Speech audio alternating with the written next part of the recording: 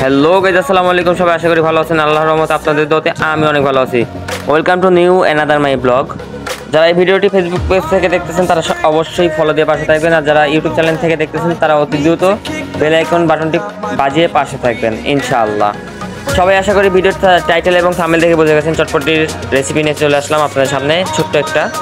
So সবাই দেখতে থাকেন। দেখতেই পাচ্ছেন তেঁতুল গোলানো হচ্ছে এখানে, তেঁতুল গোলানো হচ্ছে এখানে। সব উপকরণ আপনাদের সামনে আপনাদের প্রেজেন্ট করে দেখাবো। এখানে মরিচের গুঁড়ো দেওয়া হলো তেঁতুলের মধ্যে, তারপরে এখানে ধনিয়া পাতা গুঁড়া দেওয়া হচ্ছে তেঁতুলের মধ্যে, তারপরে জিরা বাটা দেওয়া হচ্ছে, মানে জিরা গুঁড়া দেওয়া হচ্ছে। সবগুলো মিশ্রণ একসাথে করে গুলিয়ে নেওয়া হলো। আপনাদের সামনে আরও আইটেম, মানে আরও কিছু উপকরণ আপনাদের সামনে শেয়ার করব, দেখাবো। উপকরণগুলো ভালো করে মিক্স করা হয়ে গেছে। এবার দেখাচ্ছে আপনাদের চটপটি রান্না করা মশলা, রাঁধুনি মশলা, যেটা দিয়ে স্বাদ বাড়াতে সাহায্য করে। সবাই দেখে রাখেন, এইটা আপনারা ইউজ করবেন। রাঁধুনি মশলা সবাই ইউজ করে চটপটিতে। তো দেখতে পাচ্ছেন ঢাকনাটা খুলতেছিল না, যার কারণে ভাবগুলো বের করে নেওয়া হচ্ছে। আম্মুকে জিজ্ঞেস করলাম এটা করতে হবে কেন, বলতেছে এটা থেকে ভাবগুলো বের করে নিতে হবে, না নিলে ঢাকনাটা খুলবে না। সো দেখতে পাচ্ছেন ঢাকনাটা খোলা শেষ। এখন গুলিয়ে নেওয়া হচ্ছে, মশলা দেওয়া হচ্ছে, দেখতে পাচ্ছেন আপনারা। তো মশলা দেওয়া হলে আপনাদের সবগুলো উপকরণ আপনাদের সামনে শেয়ার করব। তো এটা রাঁধুনি মশলা দেওয়া হচ্ছে এর ভিতরে, তারপরে ভালোভাবে নাড়িয়ে নেওয়া হচ্ছে। আবার একটু কম পড়ছিল, যার কারণে আবারও দেওয়া হচ্ছে চটপটি মশলাটা, রাঁধুনি মশলা। তারপরে ভালোভাবে মিক্স করে নেওয়া হবে।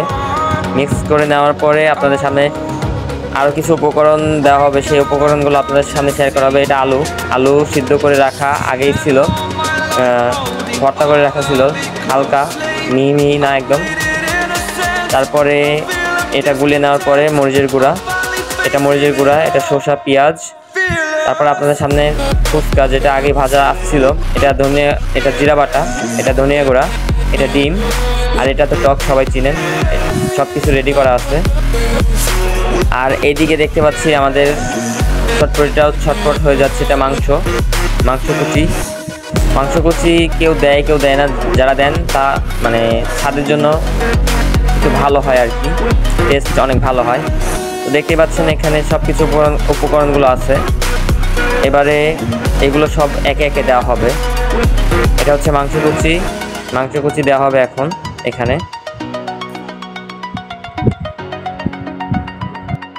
এরপর ধনিয়া পাতা গুঁড়া দেওয়া হলো এর ভেতরে, তারপর একটু নাড়াচাড়া করা হয়েছে এখানে। এবার দেখতে পাচ্ছেন সব কিছু মিশ্রণ একসাথে দেওয়া হয়ে গেছে। এর আগে কিছু দেওয়া হয়েছিল যেটা আপনাদেরকে দেখানো হয়নি, এবারে পার্টিতে পরিবেশন করা হচ্ছে। তারপরে পেঁয়াজ কুচি, শসা কুচি, এগুলো এখন দেওয়া হবে একে একে, দেখতেই পাচ্ছেন। গাইজ সবাই ভিডিওটি শেয়ার করে দিবেন। তারপরে শসা কুচি দেওয়া হচ্ছে সবগুলো বাটিতে। তো এরকমভাবে সবগুলো বাটিতে শসা কুচি, পেঁয়াজ কুচি, মরিচের গুঁড়া, বিট লবণ, ফুচকা সবগুলো মিশ্রণই দেওয়া হচ্ছে, আপনাদেরকে দেখানো হচ্ছে। এটা হচ্ছে মরিচের গুঁড়া দেওয়া হচ্ছে এখানে সবগুলো বাটিতে। এবার দেওয়া হচ্ছে ফুচকাটা আগে ভাজা ছিল, ভেজে রাখা হয়েছিল, আপনাদেরকে দেখানো হয়নি। এরপরে চলে আসলাম ডিমের দিকে।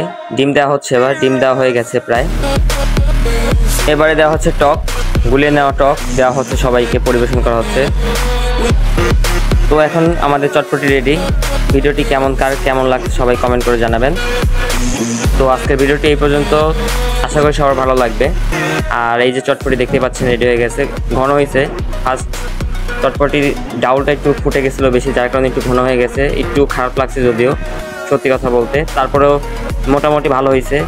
কেমন লাগছে রেসিপিটি সবাই কমেন্টের মাধ্যমে জানাবেন।